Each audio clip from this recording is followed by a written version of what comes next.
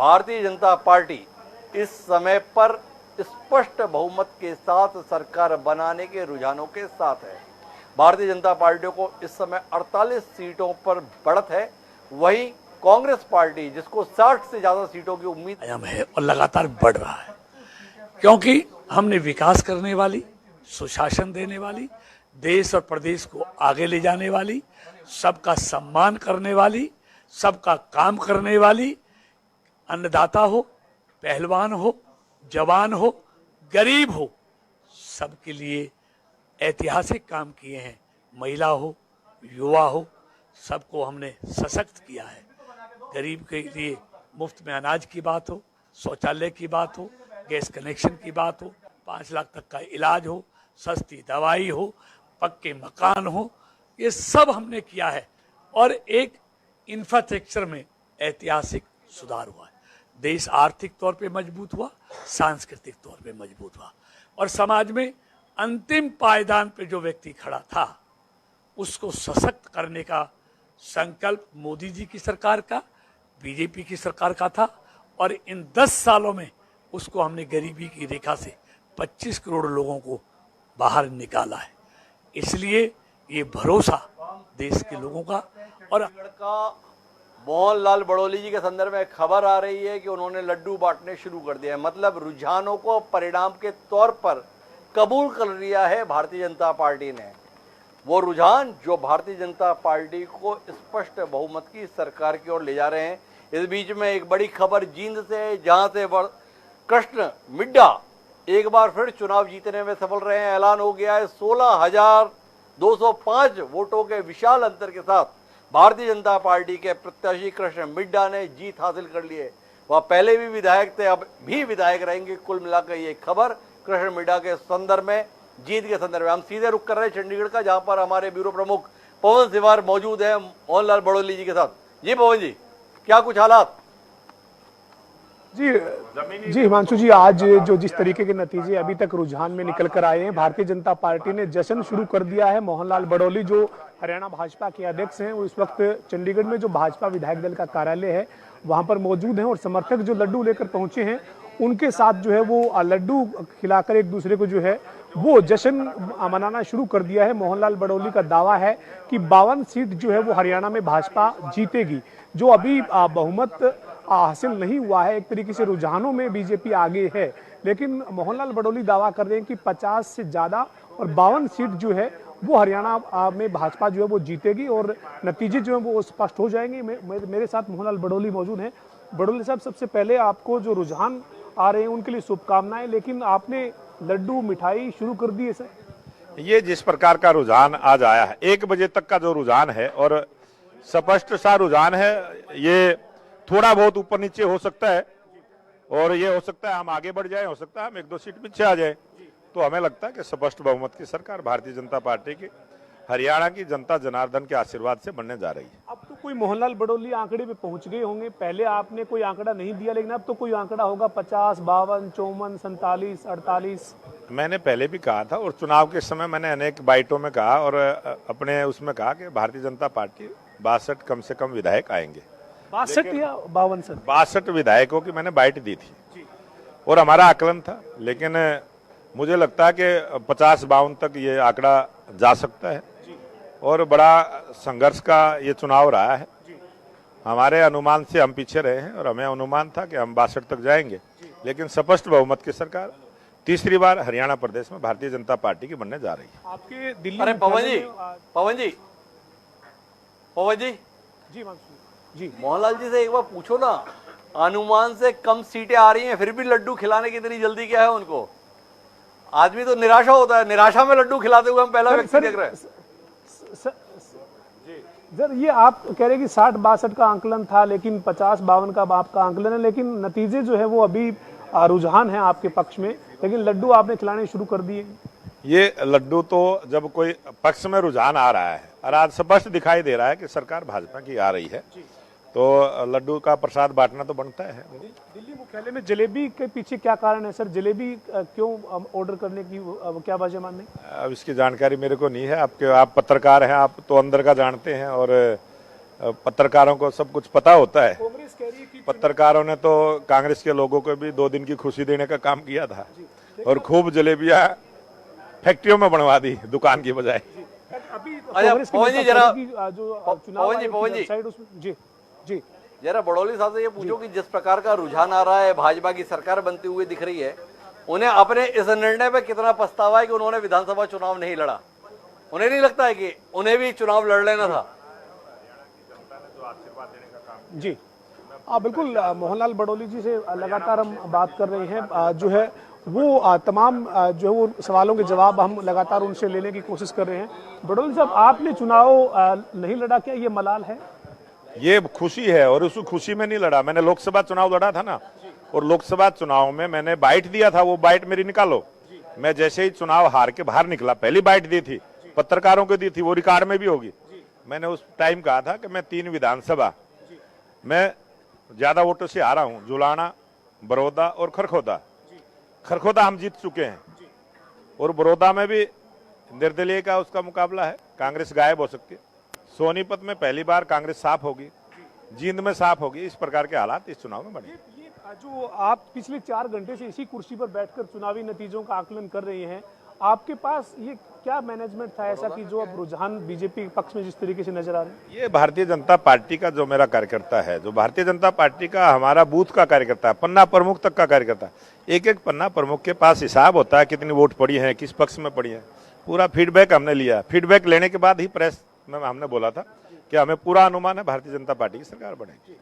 तो मोहनलाल बड़ौली जो है वो लगातार ये जो है वो दावा कर रहे हैं कि जो रुझान है वो पूरी तरीके एक से सवाल नतीजों उनसे में और पूछ बदलेंगे लीजिए आप। और 50 बार जी मोहनलाल बड़ौली से पूछे कि राज्यसभा उनका इंतजार कर रही है क्या? बिल्कुल देखिए हिमांशु जी, अभी जिस तरीके की स्थिति है यहाँ पर गहमा गहमी जो बड़ी है, नतीजे बीजेपी के पक्ष में आते दिख रहे हैं। उसके बाद जो माहौल जो यहाँ पर है उसमें मोहनलाल बड़ौली जो हैं वो लगातार तमाम मीडिया कर्मियों से बातचीत कर रहे हैं। हम एक बार फिर उनसे बातचीत करके तमाम सवालों के जवाब जो हैं तो उनसे फिर अपन बात करेंगे, लेकिन इससे पहले कुछ अपडेट जो हमारे अभी पास तक- में है। जी एक बड़ी कांटे का मुकाबला चल रहा था थानेसर विधानसभा क्षेत्र में, जहां से सुभाष सुधा और अशोक अरोड़ा के बीच मुकाबला था। दोनों बड़े नाम थे। सुभाष सुधा मंत्री, अशोक अरोड़ा कांग्रेस के दिग्गज नेता, पूर्व विधानसभा अध्यक्ष। तो वो अशोक अरोड़ा चुनाव जीत गए हैं 2843 वोट से। कांग्रेस पार्टी के प्रत्याशी अशोक अरोड़ा थानेसर से चुनाव जीतने में सफल रहे हैं। वहीं कांग्रेस से पुन्हाना से मोहम्मद इलियासी भी चुनाव जीत गए हैं 31,916 वोट से।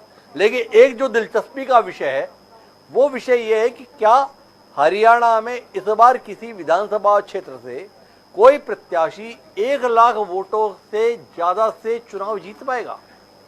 फिरोजपुर झिरका से मामन खान इस समय 97,783 वोटों से आगे चल रहे हैं।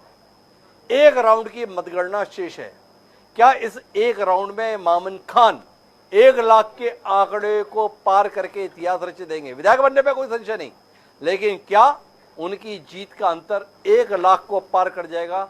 इसमें पूरे हरियाणा को दिलचस्पी रहेगी। हम उस दिलचस्पी के साथ में बने रहेंगे। और अभी अभी जो खबर आई है वो है महेंद्रगढ़ से रावदान सिंह, जो अभी हाल ही में लोकसभा का चुनाव हारे। रावदान सिंह और किरण चौधरी का झगड़ा पूरे हरियाणा में चर्चा का विषय रहा।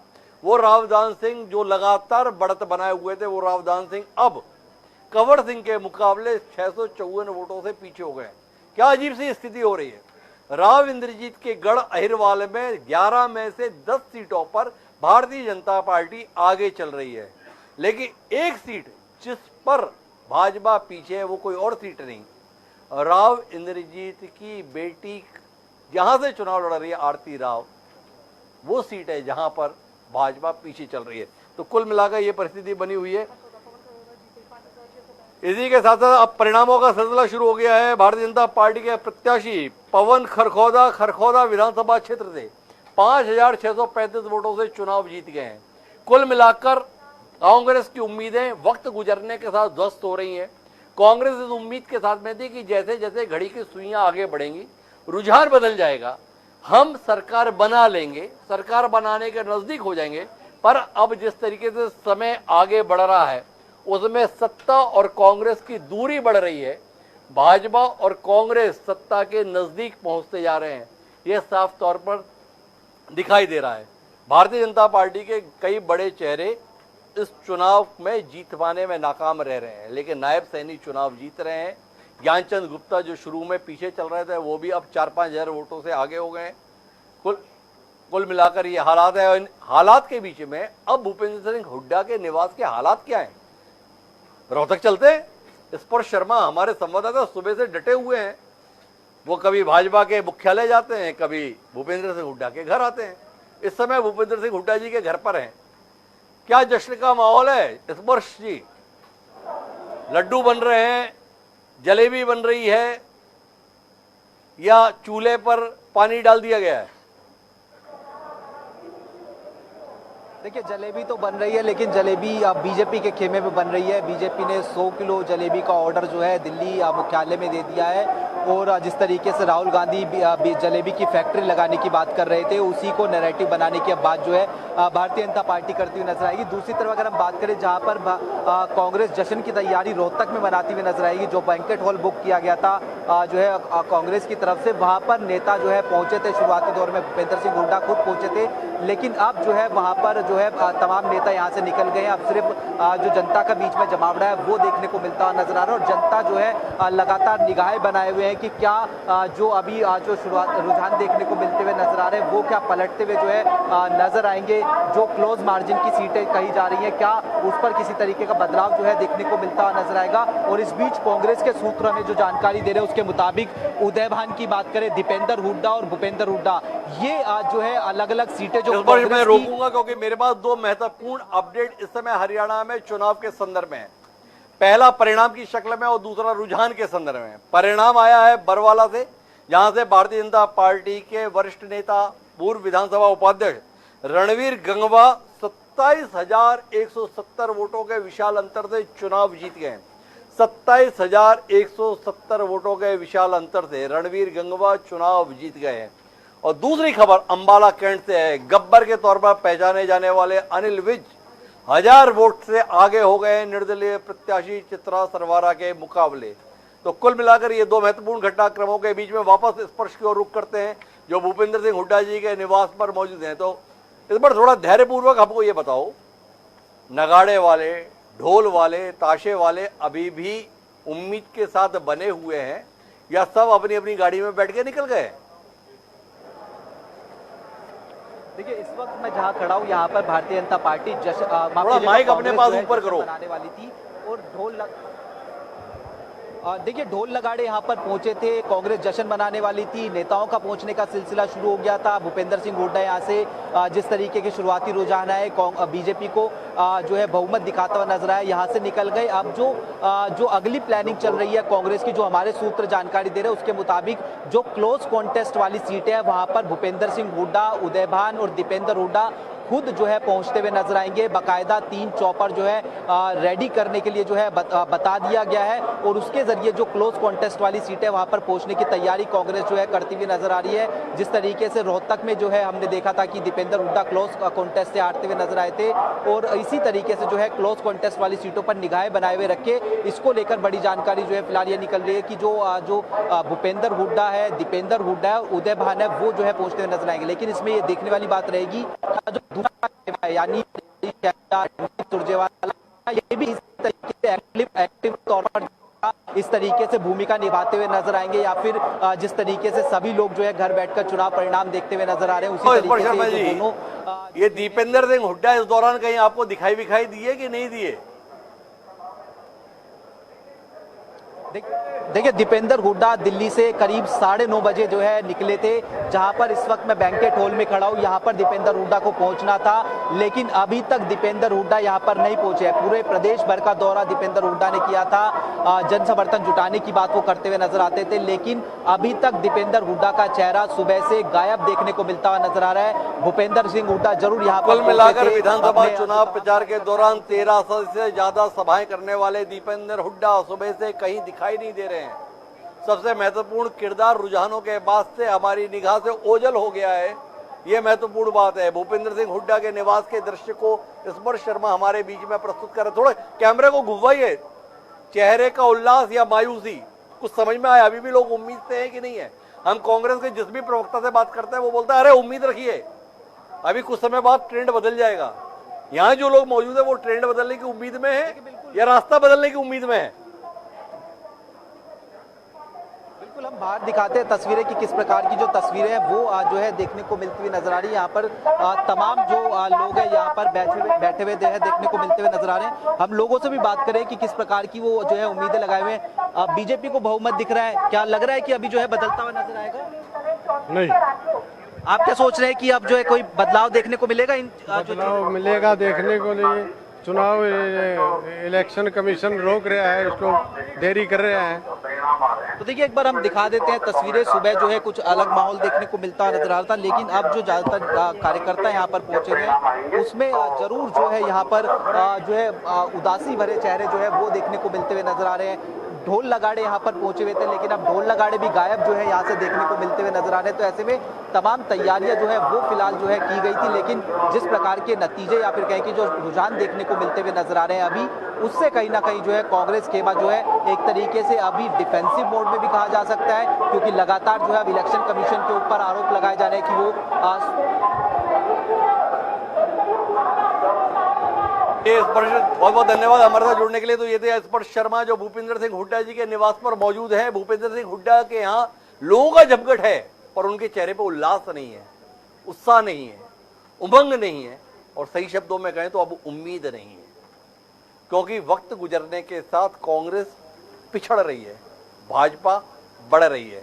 भाजपा 50 के आंकड़े को पार कर गई। स्क्रीन पर देखिए 51 सीटों पर इस समय भारतीय जनता पार्टी या तो जीत रही है या आगे चल रही है, जीत गई या आगे है। कांग्रेस 34 सीटों पर या तो जीत गई या आगे चल रही है। इंडियन नेशनल लोकदल का आंकड़ा हमारी स्क्रीन पर 2 सीटें दिखा रहा है, लेकिन जो अभी ताजा तरीन जानकारी आई है, हमारा टीम उसे कट करेगी, INLD केवल 1 सीट पर आगे चल रही है और 1 सीट बहुजन समाज पार्टी का प्रत्याशी आगे चल रहा है। तो इसलिए वो 2 सीट दिखाई दे रही है, एक बार बहुजन समाज पार्टी और एक बार इंडियन नेशनल लोकदल, इसलिए वो आंकड़ा 2 का है। अन्य के संदर्भ में भी हालात बदल गए हैं। अन्य इस समय पर 3 सीटों पर ही आगे हैं। निर्मला चित्रा सरवारा जो लगातार आगे चल रही थी अब पीछे हो गई हैं। अनिल विज ने बढ़त बना ली, हालांकि वो बढ़त मात्र 1000 वोटों की है। तो कुल मिलाकर 3 निर्णायक जीत में, ये 3 का आंकड़ा 3 ही तो रहेगा ही। 3 निर्दलीय इस विधानसभा चुनाव में आपको जीते हुए दिखेंगे, इसमें कोई संशय की स्थिति नहीं है। सावित्री जिंदल, देवेंद्र कादियान और राजेश जून, इन 3 का निर्दलीय विधायक के तौर पर सदन में पहुंचना तय है। सावित्री जिंदल की हार्दिक अभिलाषा थी, हम उनसे मिले थे चुनाव प्रचार के दौरान, तो उन्होंने कहा था कि मैं अपने जीवन का आखिरी चुनाव लड़ रही हूं और इसलिए लड़ रही हूं क्योंकि मैं हार के साथ अपनी राजनीतिक पारी समाप्त नहीं करना चाहती। उन्हें लगा कि अगर वो निर्दलीय भी लड़ेंगी तो शहर की जनता उन्हें चुनाव जिताएगी।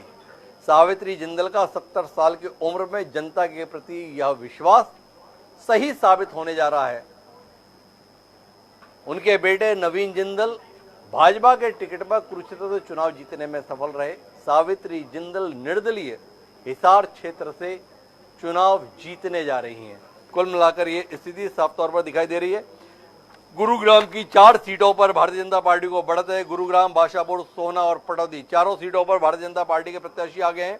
करनाल जो बड़ा महत्वपूर्ण क्षेत्र हो जाता है, इसलिए हो जाता है क्योंकि 9.5 साल तक मुख्यमंत्री रहे मनोहर लाल खट्टर, जो मोदी सरकार में बहुत ही महत्वपूर्ण महकमों के मंत्री हैं। नगरीय प्रशासन और विद्युत बिजली विभाग के मंत्री हैं मनोहर लाल खट्टर। पार्टी के खट्टर समर्पित कार्यकर्ता या नेताओं में मनोहर लाल खट्टर का नाम लिया जाता है। नरेंद्र मोदी की निजी विश्वास के स्तर पर जब चुनिंदा नामों को सूची बनाई जाती है तो उसमें मनोहर लाल खट्टर का नाम सबसे ऊपर पर अंकित होता है। उन मनोहर लाल खट्टर का क्षेत्र है करनाल। उस करनाल की 5 सीटों पर इस समय बीजेपी आगे चल रही है। करनाल, घरौंडा, असंध, नीलोखेड़ी और इंद्री, 5 सीटों पर भारतीय जनता पार्टी आगे है। और पानीपत की भी 4 सीटों पर इस समय भारतीय जनता पार्टी आगे चल रही है। वो है पानीपत ग्रामीण, पानीपत शहरी, इसराना, समालका। कई लोग जो इस बात को कहते थे कि मनोहर लाल खट्टर की जनता के स्तर पर शायद स्वीकार्यता नहीं रह गई है, पर पानीपत और करनाल में जिस प्रकार का रुझान देखने को मिल रहा है वो ये बता रहा है कि मनोहर लाल खट्टर आज भी पार्टी के लिए एसेट हैं, संपत्ति हैं, लायबिलिटी नहीं। ये साफ तौर पर रुझानों में दिख रहा है। भारतीय जनता पार्टी हरियाणा के राजनीतिक इतिहास में सबसे बेहतर प्रदर्शन कर रही है। वक्त गुजरने के साथ भाजपा का आंकड़ा बढ़ रहा है, कांग्रेस का घट रहा है। जो उम्मीद कांग्रेस के संदर्भ में थी वो भाजपा करती दिखाई दे रही है, और जो भाजपा के संदर्भ में आंकड़े देखे जा रहे थे वो कांग्रेस के पास जाते दिख रहे हैं। कांग्रेस इस समय 34 सीटों पर ही रह गई है और भारतीय जनता पार्टी 50 के आंकड़े को पार करके 51 पे पहुंच गई है। अब इसमें कुछ ही सीटें ऐसी हैं 5, 7, 8 जिनमें आंकड़े ऊपर नीचे हो सकते हैं। कुल मिलाकर अब जब दोपहर के 1:20 होने को हैं, इस आकलन के साथ रहिएगा कि हरियाणा में भारतीय जनता पार्टी एक बार फिर निर्णायक रूप से सरकार बनाने जा रही है। अब अंतिम परिणाम आने के संदर्भ में चाहे शाम के 6 बजे, 7 बजे, 8 बजे, सरकार तो भारतीय जनता पार्टी की बनेगी, क्योंकि वोटों की गिनती उस स्थिति में पहुंच गई है जिसमें बहुत बड़े बदलाव के संदर्भ में अगर कोई घटना होती है तो उसे अचंभे या आश्चर्य के तौर पर ही देखा जाएगा।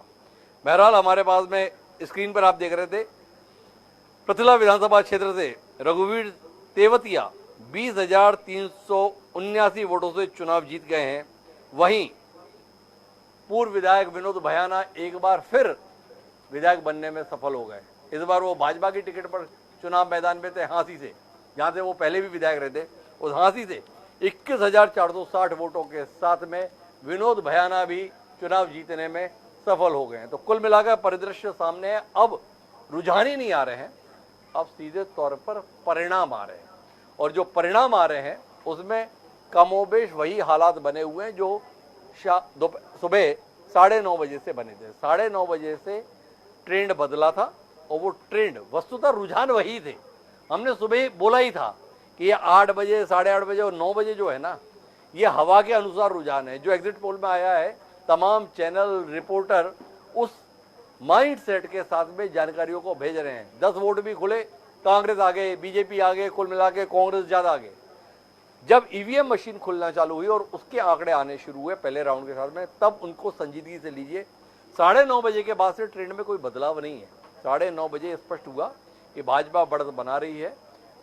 10:30 बजे तक भारतीय जनता पार्टी ने बहुमत के आंकड़े को पार किया, और अब जब 1:30 बजने जा रहे हैं तब भी भारतीय जनता पार्टी बहुमत के आंकड़े के साथ बदस्तूर बनी हुई है। वक्त के साथ उसकी सीट में इजाफा हो रहा है, कांग्रेस की सीट में गिरावट आ रही है। भूपेंद्र सिंह हुड्डा की 10 साल बाद एक बार फिर मुख्यमंत्री बनने की हसरत पूरी होती हुई दिखाई नहीं दे रही है। दीपेंद्र हुड्डा को मुख्यमंत्री बनाने की हसरत पूरी होती दिखाई नहीं दे रही है। दलित समाज की आवाज के रूप में कुमारी शैलजा की मुख्यमंत्री बनने की संभावनाएं धूमिल पड़ रही हैं, और तुर्प के इक्के के तौर पर रणदीप सुरजेवाला की संभावनाओं पर भी ग्रहण लग गया है।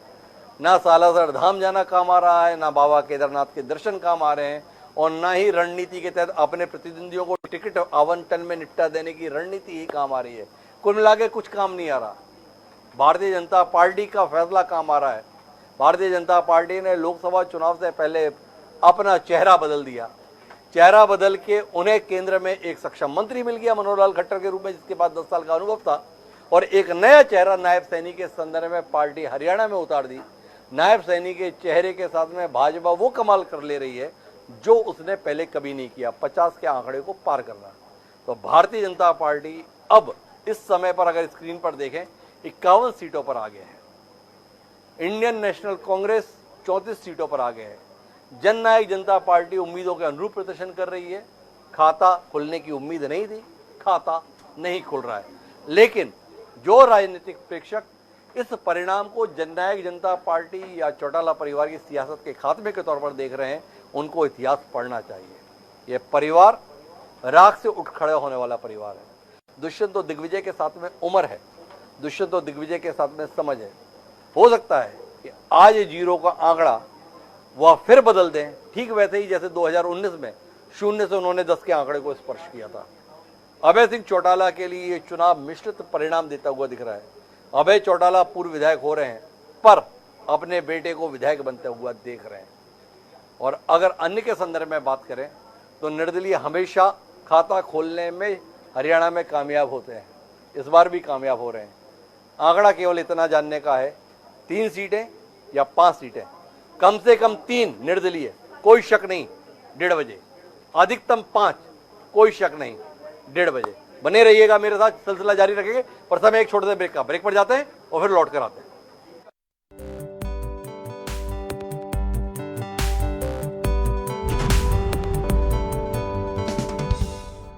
में जनता जनार्दन के सम्मुख प्रस्तुत किया। हाँ, कभी कभी ये हो जाता है डॉक्टर साहब, इस बात से इनकार ना आप कर सकते हैं न मैं कर सकता हूं कि आप बेहतरीन काम करके भी कभी कभी जनता रूपी जनार्दन को प्रसन्न नहीं कर पाते हैं। लेकिन सुखद बात है, अच्छा संयोग है, हमारे अनुकूल समय है, परिणाम हमारे अनुकूल आ ही रहे हैं। हमने जो काम किया वैसा वैसा परिणाम आ रहा अच्छा, है। एक बात बताओ वीरेंद्र चौहान जी, आप किस बात में इतने मुग्ध हो, इतने प्रसन्न हो, इतने उल्लसित हो? ये भाजपा का आंकड़ा स्क्रीन पे 48-49 दिख रहा है इसलिए इतने प्रसन्न हो, या आप इस बात से इतने प्रसन्न हो कि देखो अनिल विज चुनाव हार रहे हैं, ये कंवरपाल गुर्जर भी चुनाव हार रहे हैं, ये ज्ञानचंद गुप्ता भी पीछे चल रहे थे, ये आरती राव भी पीछे चल रही हैं, ये जितने भी अपने आप को मुख्यमंत्री पद के संदर्भ में दावेदार हकदार बता रहे थे वो सब विधायक के तौर पर ही खारिज होते दिखाई दे रहे हैं, इसलिए इतने मुग्ध हो। भारतीय जनता पार्टी ने मुख्यमंत्री के तौर पर श्री नायब सिंह सैनी जी के नाम की उद्घोषणा चुनाव घोषित होने से कई महीने पहले कर दी थी। इसके बावजूद भारतीय जनता पार्टी के किसी नेता, किसी कार्यकर्ता, उसको अधिकार है कि वे अपनी आकांक्षा को अभिव्यक्त करें। इसलिए उनकी महत्वाकांक्षा की अभिव्यक्ति को महत्वाकांक्षा के स्तर पर उनके व्यक्तिगत आकांक्षा के नाते ये नहीं कहा जा सकता कि वो गलत है, परंतु पार्टी के नाते, संगठन के नाते, संगठन के सभी अधिकारियों ने स्पष्ट रूप से कहा, मुख्यमंत्री, जनता हमें जनादेश जारी करती है, जनता का हुक्मनामा हमारे पक्ष में आता है तो मुख्यमंत्री नायब सिंह सैनी जी होंगे, ये तय है। रही बात किसी के पीछे चलने या हारने से उल्लसित होने, प्रसन्न होने की, तो डॉक्टर हिमांशु जी, भारतीय जनता पार्टी का कोई भी कार्यकर्ता अगर पीछे रहता है तो वीरेंद्र सिंह चौहान को और भारतीय जनता पार्टी के किसी भी अच्छे कार्यकर्ता को उससे खुशी नहीं हो सकती, पीड़ा ही होती है। भारतीय जनता पार्टी में श्री अनिल विज वो एक योद्धा जैसे नेता, कार्यकर्ता और मंत्री के नाते उन्होंने काम किया है। मैं नहीं मानता कि वो हारेंगे, अंततोगत्वा उनको विजयश्री प्राप्त हो सकती है। ट्रेंड्स में और सुधार आने की संभावना रहेगी। भारतीय जनता पार्टी के मैंने एक शब्द प्रयोग किया था कि इतने कमल पक्के तौर पर के ईवीएम में से निकलेंगे कि हम अपने दम पर कमल के निशान वाली, पूर्ण बहुमत वाली, पूर्ण आत्मविश्वास वाली सरकार बना लें। वो होता दिख रहा है। कुछ लोग, हो सकता है हमारे वरिष्ठ नेता जैसे अभी कंवरपाल जी पीछे चल रहे हैं, विज साहब का आंकड़ा सामने मेरे नहीं आया अभी तक, लेकिन कुछ लोग अगर हारते भी हैं हमको दुख होगा, और जहां हम हारेंगे, 90 तो नहीं हम जीत रहे निश्चित तौर पर, तो 90 में से जिन सीटों पर हम हारेंगे, पार्टी संगठन में अंदरूनी तौर पर हम लोग बैठ करके उसकी समीक्षा पहले भी करते हैं, अब भी करेंगे। महत्वपूर्ण बात यह है, जनादेश हमारे हक में अंततोगत्वा आता है, जो कि आता दिखाई दे रहा है, तो हमारी प्राथमिकता होगी कि हमने जो संकल्प अभिव्यक्त किया था अपने संकल्प पत्र में, उस संकल्प पत्र की एक एक पंक्ति को, एक एक संकल्प को हम धरातल पर उतारें। डॉक्टर साहब, अरे चौहान साहब ये बताओ, 2014 और 2024 में कितना बदल गया ना। 2014 में कई नेता विधायक इस उम्मीद को जगा के बन गए थे कि देखो मैं अगर विधायक बन गया तो मुख्यमंत्री भी बन सकता हूं, और 2024 में वो सारे निपटते दिख रहे जिन्होंने ये बताया मैं मुख्यमंत्री बन सकता हूं। वो राव इंद्रजीत भी बोल रहे थे इस बार शायद मेरी सुध लग जाएगी, उनकी बेटी संकट में आ गई, आरती राव नाम है, आप जानते हैं शायद। वो अनिल विज ने कहा था डॉक्टर साहब बोलने दो, मैं दावेदारी करूंगा अपनी मुख्यमंत्री पद के संदर्भ में। निपटते दिख रहे हैं साहब। वो डॉक्टर साहब, कंवरपाल गुर्जर, डॉक्टर उन्हें भी साहब, काफी सीनियरिटी हो गई थी क्या कहते हो? हालात बहुत बदल गए, जनता को भाया नहीं। जिसने भी नायब सैनी को चुनौती दी भाजपा में, वो सब निपटते हुए दिख रहे हैं। क्या कहते हो आप? मैं ये कह रहा हूं कि भारतीय जनता पार्टी ने आरती राव जी को भी मैदान में उतारा, भारतीय जनता पार्टी ने ही श्री अनिल विज को मैदान में उतारा। भारतीय जनता पार्टी के जो प्रत्याशी हैं वो भारतीय जनता पार्टी के प्रत्याशी हैं। भारतीय जनता पार्टी का संगठन पुरजोर ताकत के साथ अपने प्रत्येक कार्यकर्ता को जिताने के लिए चुनाव लड़ा और अंतिम निर्णय आपके मेरे हाथ में कहां है? ईवीएम का बटन, वो तो जनता जनार्दन के हाथ में है। किसको नकारना, किसको पुचकारना, किसको दुलारना, फैसला किसको क्यों पटक इसमें देना, मीमांसा ये तो कर रहे हैं? जनता ने देखो तय भाजपा करना क्या है। कमाल का प्रदर्शन कर रही है, कैसे नए नए लोग चुनाव जीतने जा रहे हैं। मैंने तो आपसे केवल इतना समझना चाहा कि आपको भी ऐसा महसूस हो रहा है कि देखो नायब सैनी की लोकप्रियता प्रदेश में किस स्तर पर पहुंच गई है। जिसने नायब सैनी को चुनौती देने की कोशिश की भाजपा के अंदर, वो सारे निपट रहे हैं। इस आकलन से आप कितने सहमत हैं? भाई आपको भी तो सुनाई दिया था ना, राव इंद्रजीत ने कहा था इस बार मेरी सुध लग जाएगी। कहां से लग जाएगी? बेटी हार जा रही है। वो अनिल विज ने कहा था मैं सबसे सीनियर हूं, मैं मुख्यमंत्री पद की दावेदारी करूंगा। तो सीनियरिटी को रखो, जब विधायक नहीं रहोगे तो दावेदारी किस बात की? तो मेरा आपसे सवाल इस बात को लेकर है कि आप भी इत्तेफाक रखते हो कि नहीं रखते हो कि नायब सैनी ने कम समय में ही क्या जनता के स्तर पर लोकप्रियता पाई है कि जिस नेता ने भी नायब सैनी को ललकारने की हिम्मत की है उसको जनता ही निपटा दे रही है। क्या कहते हो? देखिए, मैं आपको, आप जो विश्लेषण कर रहे हैं उस विश्लेषण को चीर डालूं, उसको तार तार कर दूं, ऐसा मेरा कोई मन नहीं है। मैं केवल इतना कह रहा हूं, भारतीय जनता पार्टी ने श्री नायब सैनी को मुख्यमंत्री बनाने का ऐलान करके चुनाव लड़ा। भारतीय जनता पार्टी के इस ऐलान को, भारतीय जनता पार्टी के इस संकल्प को प्रदेश की जनता स्वीकार कर रही है। हम गदगद हैं इस बात से, हम नतमस्तक हैं, विनत हैं, बहुत विनम्रता से प्रदेश की जनता और मतदाता को प्रणाम कर रहे हैं। साहब, जनता का निर्णय प्रजातंत्र में अंतिम चलिए, आपको होता है। संकट से उबारता हूं मैं वीरेंद्र जी। भाजपा के अंदर नायब सैनी को दी जा रही चुनौती पे बात नहीं करते, दूसरे आकलन पर चलते हैं। देखो, भारतीय जनता पार्टी ने नायब सैनी को मुख्यमंत्री बनाने का फैसला किया तो जननायक जनता पार्टी ने अपना रास्ता अलग कर लिया, दुष्यंत चौटाला अलग हो गए। उस जननायक जनता पार्टी और उसके नेता दुष्यंत दिग्विजय चौटाला को जनता सीधे निपटा दे रही है। क्या बोलते हो आप? नायब सैनी की लोकप्रियता कितने आसमान पर है, खाता नहीं खुल रहा जननायक जनता पार्टी का। इससे कितना सहमत हो आप? नायब सिंह सैनी जी लोकप्रिय हैं, इसमें कोई संदेह नहीं। नायब सिंह सैनी जी ने मुख्यमंत्री बनने के बाद बहुत यूं कहिए बहुत तीव्र गति से अपनी जगह जनता के मनों में बनाई, इसमें कोई संदेह नहीं। हम चुनाव से पहले भी ये कह रहे थे कि उनका मुस्कुराता हुआ मुखमंडल, उनका एनर्जी लेवल, जिस अंदाज में वो लोगों से मिलते हैं, उस सब से उनका अपना ग्राफ और पार्टी का ग्राफ बढ़ा है। ये हम चुनाव से पहले भी कह रहे थे। अब जनता उस पर मोहर लगाती दिखाई दे रही है। रही पर आप इस बात को जननायक मानते जनता हैं पार्टी कि की मानते हैं बात, कि मैं जेजेपी पर आता जो काम मनोहर लाल खट्टर जी 9.5 साल मुख्यमंत्री बनकर नहीं कर पाए, जनता का वो समर्थन वो नहीं जुटा पाए, नायब सैनी ने कमाल कर दिया। 4 महीने में स्वयं का और पार्टी का कद इस कदर बढ़ा दिया। आप मानते हो कि नहीं मानते हो? थोड़ा देर कर दी। अगर नायब सैनी को साल भर पहले प्रदेश अध्यक्ष की जगह मुख्यमंत्री बना दिया होता तो लोकसभा में भी 10 की 10 सीटें भाजपा को आ गई होती। क्या कहते हो आप? ये होता तो ये होता, यूं होता तो वो होता, ये काल्पनिक बातें हैं डॉक्टर साहब। बहुत लोग कहते हैं, लेकिन जो आप कह रहे हैं, बहुत लोग कहते हैं हरियाणा में कि नेतृत्व परिवर्तन भारतीय जनता पार्टी अगर थोड़ा और पहले करती तो शायद और लाभ होता। आपके जो ट्रेंड दिखाई दे रहे हैं उसमें इस पर मोहर लगती है, लेकिन भारतीय जनता पार्टी में हम इसको इस रूप में नहीं देखते। भारतीय जनता पार्टी में हम ये कहते हैं कि मुख्यमंत्री के रूप में मनोहर लाल जी ने बेहतरीन काम किया। उन्होंने जिन योजनाओं, जिन कार्यक्रमों को लागू किया, उससे जनता का व्यापक पैमाने पर लाभ हुआ।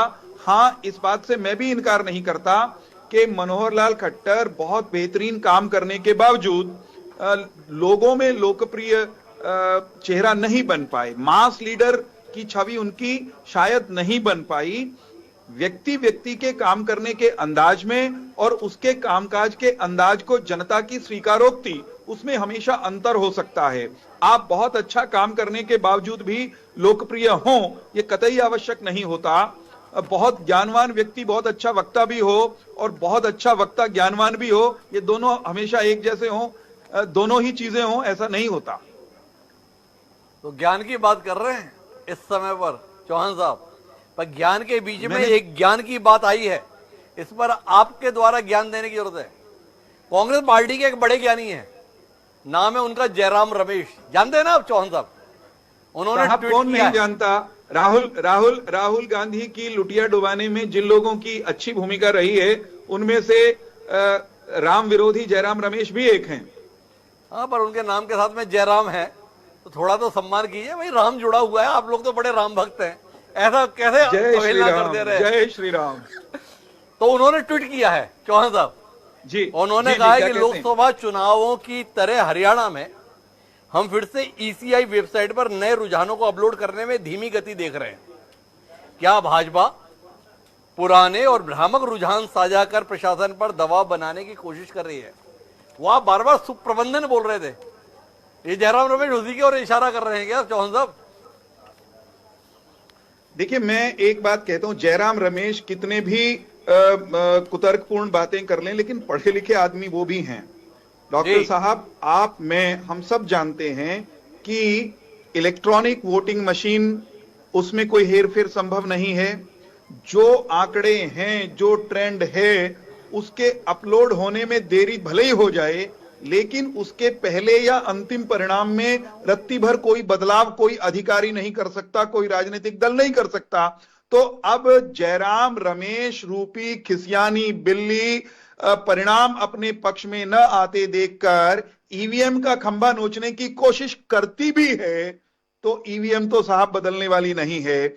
ईवीएम के कैरेक्टर पर, चरित्र पर सवाल कांग्रेस ने पहले भी उठाए हैं, हमारे विरोधियों ने पहले भी उठाए हैं। अब भी वो छाती पीट पीट करके रुदाली कर सकते हैं ईवीएम के नाम पर, लेकिन वही ईवीएम है जो ईवीएम पंजाब में कांग्रेस को जिताती, आम आदमी पार्टी को जिताती है, वही ईवीएम दिल्ली में आम आदमी पार्टी को जिताती है, कर्नाटक में कांग्रेस को जिताती है। तो ये सारी बातें फिजूल की हैं। आंकड़ा अपलोड करने में देरी हो गई, अच्छा भाई साहब, आंकड़ा अपलोड करने में मान लो देरी हो गई, मान लो जयराम रमेश ठीक कह रहे हैं, तो उससे क्या फर्क पड़ जाएगा? आंकड़ा 15 मिनट बाद नहीं तो 20 मिनट बाद अपलोड हो जाएगा। 1 घंटे बाद भी अगर कोई आंकड़ा अपलोड हो रहा है, परिणाम बदलेगा क्या?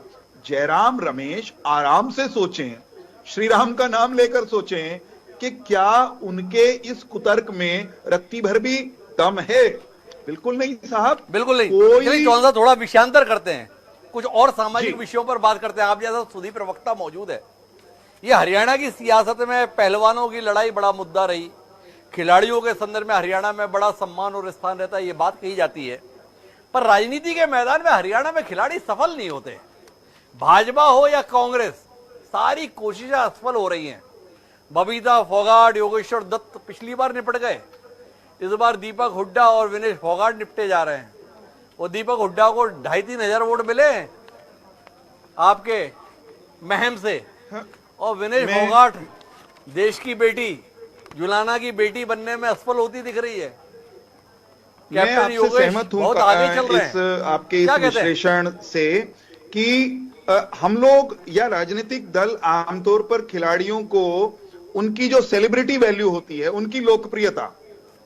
उनकी लोकप्रियता के कारण के ये अपने अपने क्षेत्र में जैसे खेल के कारण लोकप्रिय हैं, ऐसे ही राजनीति में भी परिणाम लेकर के आएंगे। यही विचार करके कोई भी राजनीतिक दल क्योंकि हरियाणा के 2024 के विधानसभा चुनाव का पहला परिणाम आ चुका है। पहला परिणाम जो आया है उसके तहत कांग्रेस पार्टी भले ही मुकाबले में पिछड़ रही है, पर पहला खाता कांग्रेस ने खोला है। कांग्रेस के नूह विधानसभा क्षेत्र से प्रत्याशी आफ्ताब अहमद 45,016 वोटों से चुनाव जीत गया। हरियाणा विधानसभा चुनाव का पहला परिणाम कांग्रेस के पक्ष में, और वो भी बड़े अंतर के साथ 45,016 वोट। चौहान साहब कुछ कहना चाहेंगे? 10 साल सरकार में रहने के बाद भी मेवात का भरोसा भाजपा के साथ लगातार तीसरी बार, आसपास भी नहीं। 2014 में भी खाता नहीं खुला मेवात में, 2019 में भी नहीं खुला, और वो जम्मू कश्मीर में कहा गया ईद में भी सिलेंडर देंगे और मुहर्रम पे भी सिलेंडर देंगे, तो भी मेवात में खाता नहीं खुल रहा आप लोगों का। क्या कहते हो चौहान साहब? डॉक्टर हिमांशु जी, सबसे पहले तो पहली जीत उन्होंने दर्ज की है कांग्रेस के प्रत्याशी ने। हमारे घनघोर विरोधी हैं, हमें बिल्कुल भी वो उनकी विचारधारा के कारण, उनकी पार्टी के कारण अच्छे नहीं लगते। नाम बहुत अच्छा है, आफताब, और कांग्रेस का आफताब पहला चमकने वाला आफताब बना है हरियाणा के चुनावी नतीजों में। तो मैं खुले दिल से उनको शुभकामनाएं देता हूं। उनकी जीत का अंतर भी बहुत ज्यादा है, लेकिन ये मतदाता का आदेश है, इसको हमें विनय पूर्वक स्वीकारना ही होता है। मैं भारतीय जनता पार्टी की ओर से भी और अपनी ओर से भी उनको शुभकामनाएं देता हूं। रही बात मेवात में, हम मेवात में का मन हम जीत पाए कि नहीं जीत पाए, आपके सामने है। हमने मेवात समेत पूरे हरियाणा का एक समान विकास किया, मेवात का पिछड़ापन दूर करने की कोशिश की, लेकिन हमारे साथ एक दुर्भाग्यपूर्ण ट्रेंड जुड़ा हुआ है कि हम कुछ भी करें, कितना भी ईमानदारी और निष्पक्षता से काम करें, मुस्लिम मतदाता उनका रुझान भारतीय जनता पार्टी की तरफ हो ही नहीं रहा। और क्योंकि ये एकदम मुस्लिम बहुल सीट है, तो इस पर हम इससे बेहतर परिणाम की उम्मीद भी कर नहीं रहे थे। 10 साल सत्ता में रहने के बाद भी परिणाम की उम्मीद नहीं। भाई इतना साहब, हताश, मैंने आपको इतना कारण निराश। बताया, मैंने आपको कारण बताया। हम हिंदू और मुस्लिम में विकास के मामले में, विकास की योजनाओं के मामले में, अनुदान के मामले में कोई अंतर नहीं करते। हम एक आंख से हर हरियाणवी को देखने के संकल्प के साथ काम करते हैं, हमने किया। लेकिन अगर वहां के मुस्लिम मतदाता वे सांप्रदायिक आधार पर ही वोट करना चाहते हैं, वे सांप्रदायिक कांग्रेस की गाड़ी में ही चढ़ना चाहते हैं, तो भाई साहब, हिंदुस्तान में और हरियाणा में जबरन किसी का हाथ पकड़कर कमल का निशान दबवाने का कोई प्रावधान है नहीं। और हम ऐसा कर लेते तो आप जनता टीवी पर हल्ला अच्छा, मचा आप देते ऐसा हमारे कर खिलाफ। लेते वो तो छोड़िए, पर आपको एक चौंकाने वाले रुझान की ओर ले चलता हूं चौहान साहब। क्या जी जी जी, रुझान का मजा ही ये है, यही तो रुझान है। तो अभी हम बोल रहे थे कि देश की बेटी जुलाना की बेटी साबित नहीं हो रही, रुझान बदल गया है। विनेश फोगाट जी जुलाना विधानसभा क्षेत्र से 2147 वोटों से आगे चल रही है। मैं सेलिब्रिटी उस काम पर कर रही है। मैं जो चौहान कह साहब, रहा था, खिलाड़ियों पर मैं एक बात कहना चाह रहा था जी अगर आप मुझे अनुमति दें तो मैं उसको कंप्लीट करता हूं। मैं ये कह रहा था कि चाहे भारतीय जनता पार्टी हो, चाहे कांग्रेस हो या कोई अन्य दल, जो खिलाड़ियों को या दूसरे सेलिब्रिटीज को मैदान में उतारते हैं, तो उनकी बतौर सेलिब्रिटी जो फेस वैल्यू है, जनता में लोकप्रियता है, उसका लाभ लेने के एंगल से ही हम लोग सेलिब्रिटीज को आगे करते हैं। चाहे वो खेल के सेलिब्रिटी हो, कोई सिंगिंग के सेलिब्रिटी हो सकते हैं, किसी अन्य फील्ड के भी सेलिब्रिटी हो सकते हैं, परंतु धरातल पर, राजनीतिक धरातल पर उतरकर वे उतने लोकप्रिय साबित हों, ये कतई आवश्यक नहीं होता। पिछली बार संदीप सिंह जी को हमने उतारा था, वो जीतकर आ गए थे, और हमारे उतारे हुए दूसरे खिलाड़ी हार भी गए थे। विनेश का जहां तक मामला है, विनेश फोगाट को कांग्रेस ने उतारा, एक बड़ी कंट्रोवर्सी के बाद उतारा। कांग्रेस ने शायद ये चाहा कि जो पहलवानों के मामले में हल्ला गुल्ला रहा पिछले कई महीने तक या साल भर तक, उस हल्ले गुल्ले में से कांग्रेस पार्टी विनेश को आइकॉन बना करके विनेश को जिता लेगी, इसी भावना से कांग्रेस ने उतारा है। लेकिन 2000 की जो ये लीड है, ये कायम रहेगी, ये बिल्कुल जरूरी नहीं है। वो जीत भी जाएं तो मुझे कोई हैरत नहीं होगी, लेकिन मुझे लगता है ये ट्रेंड बना नहीं रहेगा जस का तस। ये ट्रेंड बना नहीं रहेगा।